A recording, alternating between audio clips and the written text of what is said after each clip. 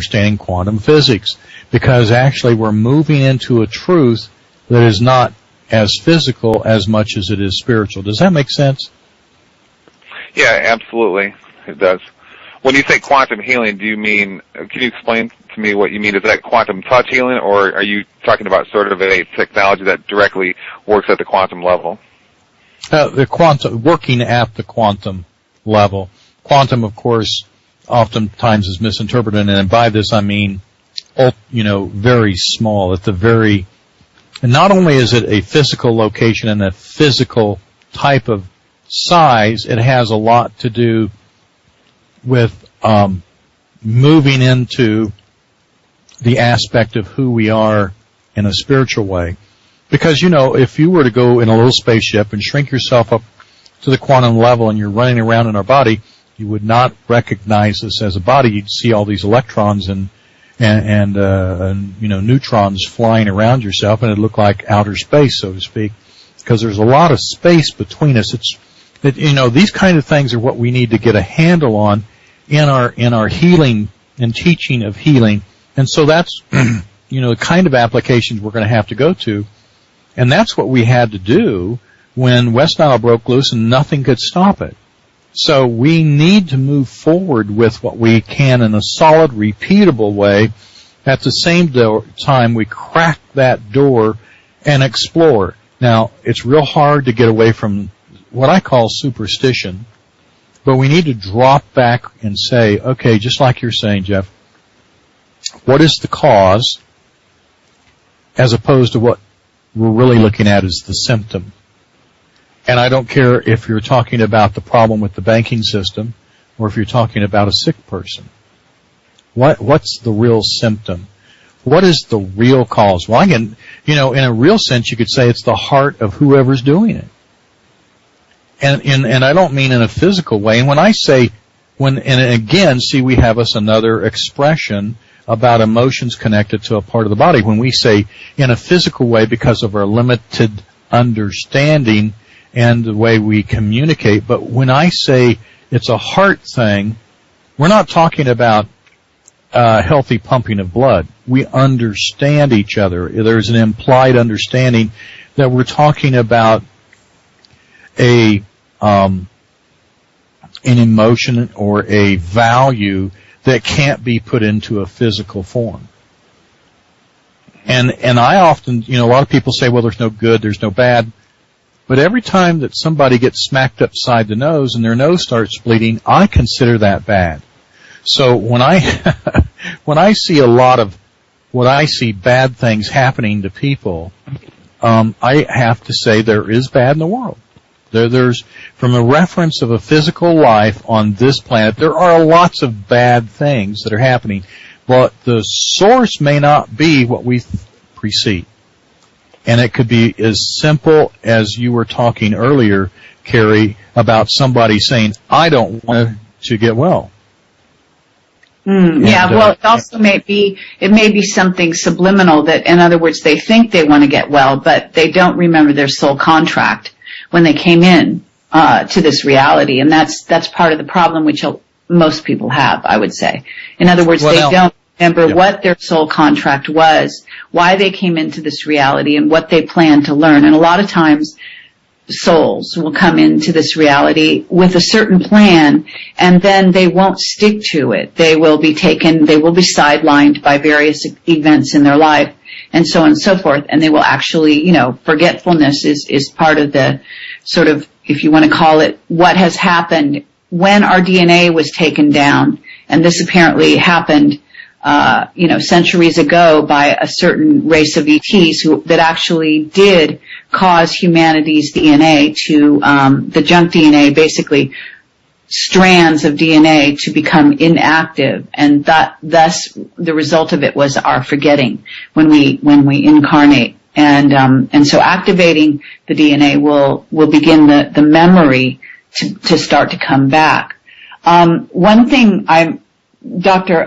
Grupp, I'm seeing that you wrote this book, Telementation, and I am wondering if you can discuss that a little bit, sort of the premise of the book a little bit, because I think that does touch on what we're talking here about. Yeah, the book is basically, I was a quite active Buddhist, or still am, since the early 1990s. And I noticed in the 1990s, when I would do meditation and I would have certain powerful states of meditation that I would be in and I would think about certain things, those things quite readily would manifest in reality, and often in a very short time and very strongly. And back at that time, I was much younger, and I didn't really care, because there was nothing I really wanted out of reality. I was just sort of a hermit that just wandered around and read books and didn't do too much. So there was nothing I really wanted to get. I just thought that was interesting.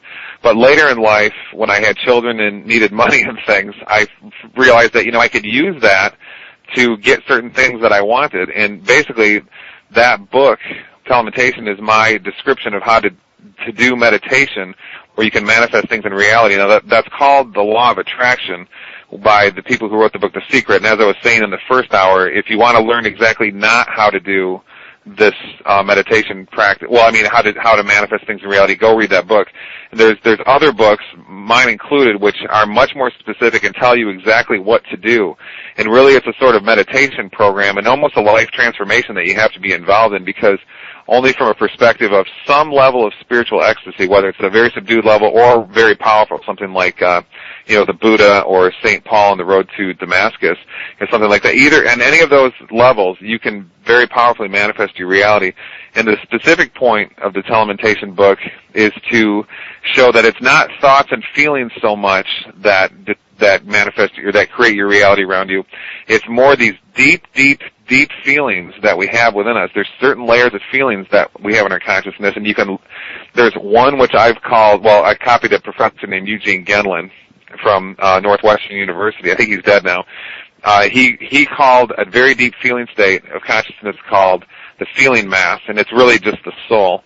And from that, I teach people in the book how to find that state within you. It's this very pleasurable, intensive feeling that you have inside of you. And at that state, in that deep feeling state, if you learn to not necessarily visualize, but think about in a certain intense way specific things from that feeling state, they will manifest in reality. And often it is quite amazing how starkly and quickly and readily things appear. So it's basically just a book on the law of attraction, but a real specific how-to book, step-by-step how to do it, and a very different approach from the book The Secret. So I think it's just the answer for humanity, this power we have within us.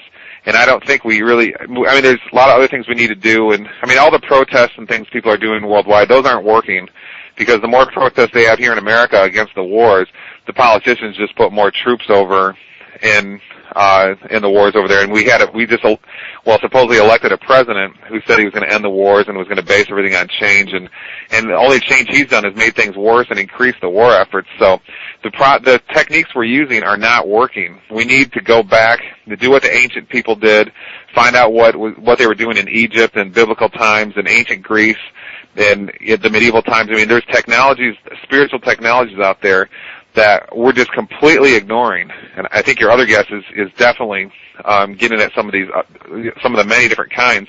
And this is our ultimate answer. Until we go that route, we're going to have a big mess on our hands, and we're going to live in a world that's controlled. And like you said in the first hour, Kerry, it's not really, the big bad Illuminati is doing all this to us. Now, from a certain perspective, they are, but only when you let them. When you're living out of control, when you take control of your life and use your spiritual inner powers, then there's nothing they can do, and your reality is just however you want it to be.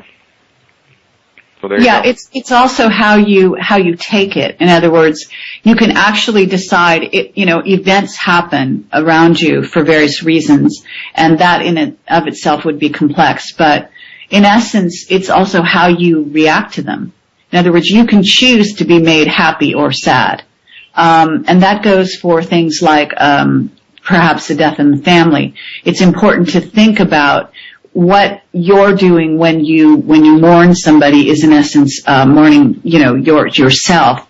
You're not doing them any good. And unfortunately, people tend to think that they're doing good for the dead if they think, if they become sad because the person is gone from this reality. It's crazy. It's just unfortunate, the view of death and what